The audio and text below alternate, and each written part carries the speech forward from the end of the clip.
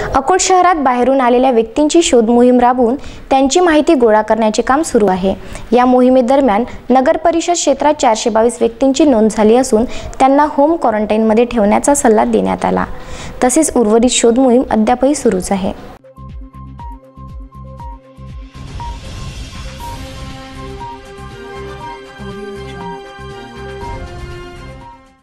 कोरोनाच्या प्रादुर्भावामुळे अकोट शहरात जिल्ह्याबाहेरून अनेक व्यक्ती दाखल झाल्या असून या व्यक्तींनी ग्रामीण रुग्णालयात तपासणी करणे गरजेचे होते, परंतु बऱ्याच व्यक्ती तपासणी न करता घरी निघून गेल्या। या सर्व व्यक्ती शोधून कोरोना प्रादुर्भावाची लक्षणे आहेत किंवा नाही याबाबतची चौकशी करणे व 14 दिवस त्यांना होम क्वारंटाईनमध्ये ठेवून त्यांच्यावर वेळोवेळी लक्ष ठेवणे गरजेचे होते।